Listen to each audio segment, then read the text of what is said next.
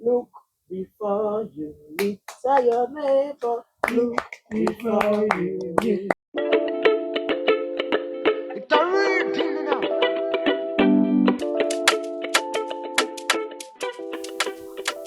This is How Far, where people tell us about life in the diaspora. Our guest today is a working professional.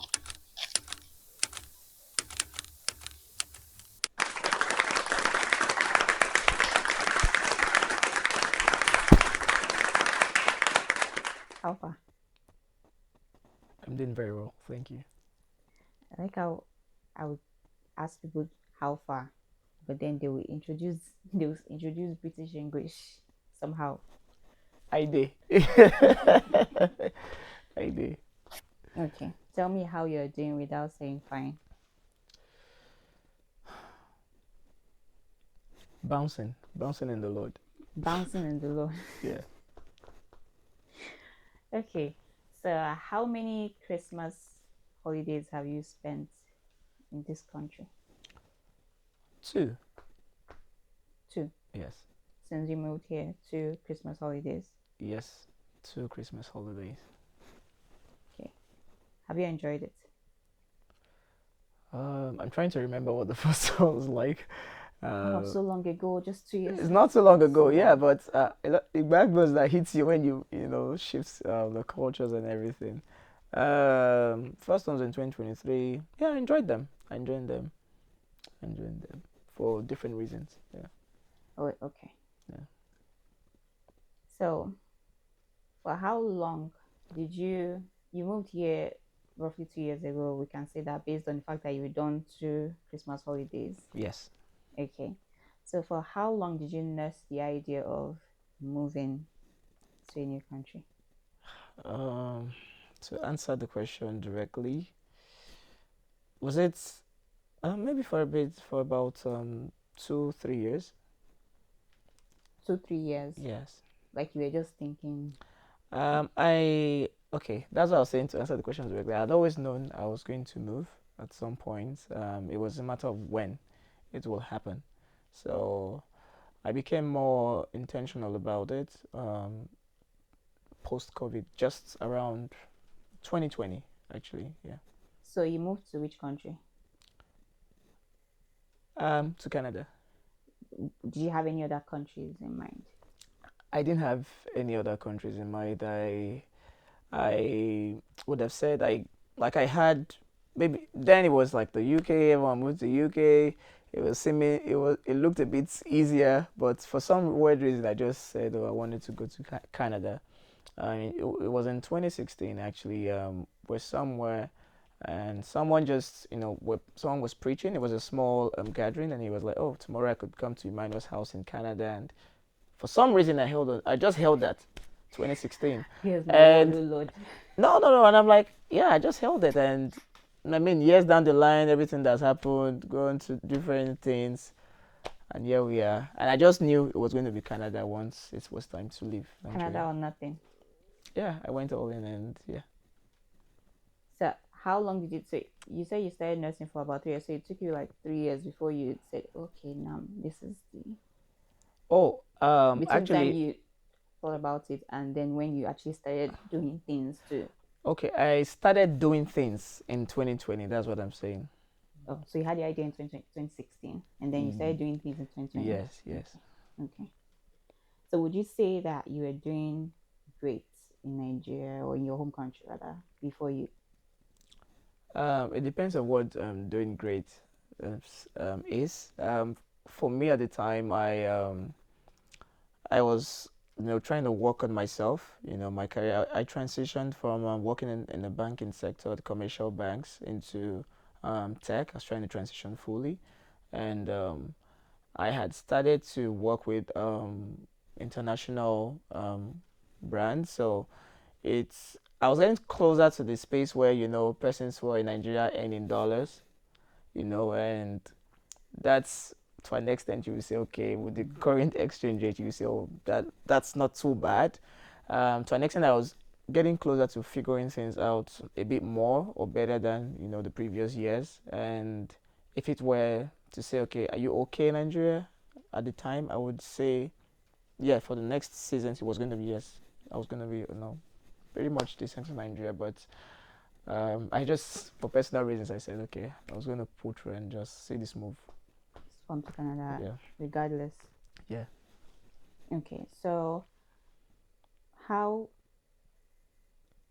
when you landed here, Okay. when you landed in this new country, Yes. did you have any moments where you're like, what are you find for yourself? Um, okay, yeah. So I talk to a lot of people and like immigrants just like me, and I think if no one has asked themselves that question, like they didn't ask themselves that question, then they're not being truthful to themselves. Everyone who has come in for one reason or the other would ask, get to that point when you're like, oh my God, should I have just stayed back? Because it can be a lot moving into a new place for different reasons. I mean, I've seen persons who it's not just financial, like the persons who are well to do back home, they haven't been funded fully. Those some people are like nepo babies, and they are just chill. They are getting money from back home, but yet the person like, I wanna go home. For me, it was not that. For me, it was more the financial because yeah, I was trying to. I do a lot of things for myself, and so when I came in, I was expecting, certain things. Like, I'm gonna come in here, I'm gonna work, I'm gonna pay my fees because I had a 2 year program that was, a facilitated 2 year program that was actually done in like about 1 year, few months. There was no space in between to do any sort of work. You just had to go all in, till and when the reality dawned on me, and at the time I'd engaged a woman, from Nigeria. I told her, don't worry, when I come in between 2 to 4 months, I wrote it down on my notepad. I'm getting married. This. Don't worry. Shay, I mean, I work how much per hour? And I estimated a lot of things. But when I came in, oh my God, I was like, okay, I had to sit down and yeah, I had to tell myself the truth. You came here to study and you're a student now, so try and even finish Studying. your studying. So, and it was a lot actually, especially the first 1 month. For me here, that was like the toughest time of my life, I think, so far. One of the toughest seasons I've faced. Yeah, in that month, I did ask myself, should I have stayed back or no? So what changed your mind? What changed my Like mind? when you thought, should I have stayed back? Like Yeah, what did you what, what's inspired me to yeah. keep going. I Yes. I think especially Canada is a place when you come into, and I spoke to a lot of people. I tried to listen to people's stories, so the testimonial of other persons, the stories, it made me know that I'm not crazy or I'm not mad. I'm not I'm not alone. No, persons who have been here between 5 to 10 years, and you hear people telling you things like, I mean, people of different across nationalities, not just Nigerians or blacks. So I always spoke to people. I mean, a shared ride or carpool. I mean, Uber. How long have you been here? Is my next question. Oh, what's the best advice you can give? And the person says, and it was always reverberating around one thing: think long term. Don't think instant gratification. Don't think now. Think long term in Canada. What do you want? What was your why? Don't forget that. And that holding on to where I was going sort of, helped me to go through, the moment in the interim. So yeah, I thought of the future and spoke to a lot of people. Okay. So what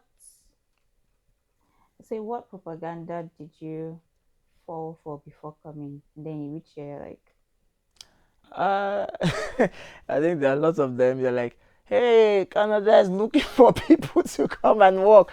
Hey, just come. Like, and what's funny is back home, you're on LinkedIn and you're like, wow, can you imagine? And this job, I can do it. So funny enough, yeah, I worked with MS, that's Microsoft, for a bit back home. And I was, excuse me, I had the opportunity to deal with, clients from here because I was actually working the Canadian and American time zone. Back in Nigeria, I was going to work 1 p.m. 1 All right. p.m. Lagos time. So it was the morning here, 1 p.m. to 10 p.m. Mm-hmm. So was already communicating with the admins here. I'm like, "Ah, these guys don't even know anything. Ah, I'm going to collect the address or that kind of a thing. And I got in here and okay, there's such thing as Canadian experience. There's such a thing as, revamping your resume to suit one thing. Oh my God.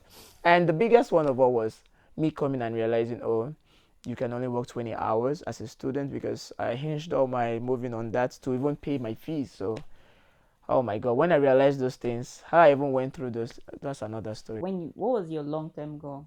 Like when you were planning to come? My long-term goal. Yeah, you said you Yeah. you thought about your why. And so what was that long-term? What's that thing you Um, imagined? I mean, not to say less of where I'm coming from, as part of the country, but I just saw more opportunities. Canada is a land of opportunities. I jokingly tell my wife at times, I'm like, wow, this country, they're actually trying because like everybody's here, Vietnamese, everyone is here. It's mixed culture.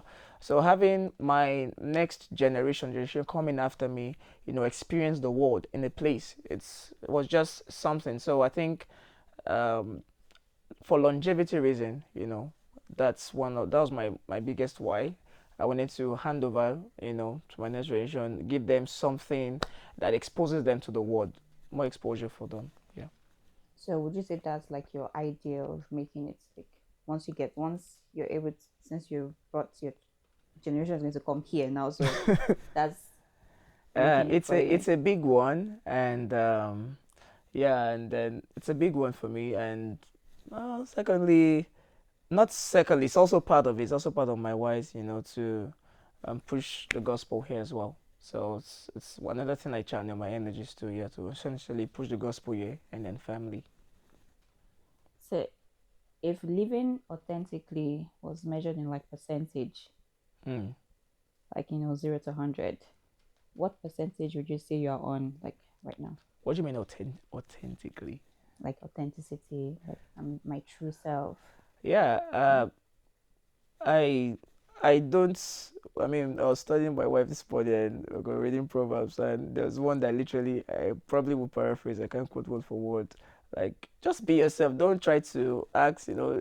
Proverbs was saying like you are going out like you have everything. Like inside there's no food. It literally said that. So for me, I'm big on even be okay with yourself, right? I don't want to portray something out there that's not it. So that's who I am. I try to be. So I don't know what percentage I'll measure that on. Yeah, but I try to be as authentic as I can. No games, no, acting something. But oh, now I So understand. I'm thinking now where your head is at. Canada has not shifted you a bit. Oh, you're talking about all cultures. Oh, um, in terms of now maybe some values on how the world here operates, definitely certain things will change. I'm better with timing and multitasking. You would learn to schedule things better in this part of the world. You will probably know what you are doing for the next 3 weeks. So if someone says, "Oh, you need to be here," it's like, "Oh, that date, it's taken," right? If you were not someone who did that back home, you would do that here. Else, you have schedules clashing and things, getting in the way. So timing, being earlier, more punctual for stuff, and yeah, in that sense, it has improved. What would you say is one misconception that people back home right now have about living here? Um, I think just because I mean there was a time when we are back home and we used to think that whoever has crossed the border is sort of a different kind of person, like in a certain sense, like oh, a person is now rich, like that person is rich, the person is swimming in wealth.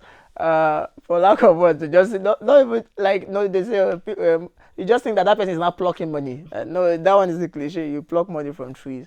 I think it's a big misconception because that person is also going through life as you are facing it. Mm-hmm. You might think at times I talk to some people, the first thing they want to say, oh, this is so expensive now, da, da, da, da. And you think this other person is just in heaven, like what revelations are portrayed of heaven. It's not. The person is also dealing with life. also dealing with certain percentage of inflation, also dealing with policies. And dare I say, you spend a lot more money here than you even do back home. So at times, sometimes I'm like, oh, I wish I could be back home and just pay my rent maybe annually and not have to pay monthly. I woke up this morning, I'm like, babe, the next first, they're going to hit our, oh my God, they're going to hit my account. Oh no, you know. And when you think of all of that, the bills, recurrent bills, it's a lot. So it's a misconception that persons who move here don't have any problems. Oh, trust me, they are trying to deal with that. And if someone reaches out to you, please appreciate the person. It takes a lot. Even if the person calls you, oh my God, it takes a lot to even have the time to call someone. Trust me. Yeah. So what's one weird decision that you've had to make? Maybe not weird, but like a serious decision you had to make that you'd not imagine that you'd be deciding things like this in this You country. mean here? Yes. In my life or like personally? So you have decisions that you made in Nigeria, right? You're talking Mm-hmm. about, paying rent and doing maybe big purchases and whatnot. What's one of those weird things that I didn't know that would have to be this would be so serious here for me? Um, in terms of decisions, just because I don't have enough light into it, I made one crazy decision. I think it's the craziest decision of my life so far. Go on. And I'm like, where I was still in school whilst dealing all this uncertainty of where my next fees will come from and all of that. And you know what? And I just woke up one day and told my fiance at the time, we're getting married. And it looks funny. I was not even. Why did I? And this was probably February. We just said I just saw a few things and I'm like, okay, we're getting married just based on some variables, and we literally planned our wedding in 3 months. We decide. So that's one of the craziest decisions I made in my life. Because it's a big thing, Mm-hmm. having to now involve families in Yeah. such short time. I'm here. I have to involve family back home, do those rights. Her dad somewhere else, around this North America as well, and some from families in Nigeria. It was crazy. I didn't. Looking back, I'm thinking that was not me. So obviously you did not plan to do that In that time, when you with what was when you happening. were in Nigeria. You didn't think, oh, I'm going to just go there and like that was not it was not in your plan at least. No, I said at the beginning that I thought I was just going to come in, get working and Mm-hmm. everything. So Yeah. based on the financial side of things, I would have said, okay, if it had worked out the way I planned, we probably would have done it in that as soon as possible. But looking at the reality, it just had to be after. It didn't make sense, It didn't make sense at all. I'm telling you, even to me, before you But you even did think about it. but So you did and it. and I appreciate the kind of woman I married. She listened, she saw it, and she's like, okay. We doubted, we shook her. Even me that said it, I was start at times working money. Are you sure this thing? And then God just gave us a word, and we ran with it. Like, you know what? Don't delay marriage because of a wedding. And I said, oh, okay. What were we actually waiting for? And he blew our minds with regards to how it turned out. We didn't plan it in the way, and it just happened. So there are times you have to make certain decisions that don't look like it at the moment, Mm-hmm. but have a backing. Like I said, I had the word, and I went for it, and it turned out good. So what advice would you give your pre-diaspora self? Pre-diasporans, Yeah, before you came here. have a why, because if you don't, you would hear it.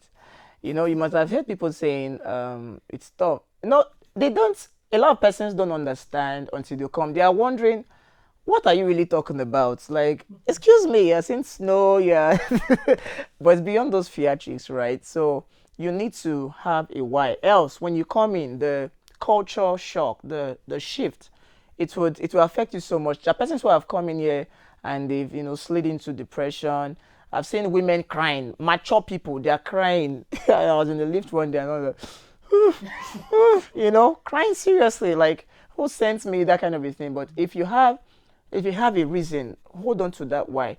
And if you are as comfortable as you think, if your why is something that you can achieve probably where you are, please by all means stay there. Don't feel under pressure. Don't look at other person saying, "Oh, everybody's traveling out. I have to Let me travel out." travel. You will get frustrated. So please don't, because at times it could take. It's not the same for everybody. Someone could come up on a podcast and tell you, in and just come in the next month you get a job, because that was the person's reality, but it's not. It's probably not the same. It's not a blanket and rule for everyone. So know your why before trying to even make the process. So many persons have started the process and they ended up not even completing it, and all their monies, all their savings gone. You could have channeled that into something else. Not everyone should travel abroad anyways. Sorry, don't come for me. Okay. Thank you for joining us today. We enjoyed you sharing your stories with us. Please, if you're watching this, go on and like, subscribe to the channel, follow us on TikTok, follow us on Instagram, um, share with your friends and family. Share the love, okay? Don't be stingy. This is How Far. Thank you for having me.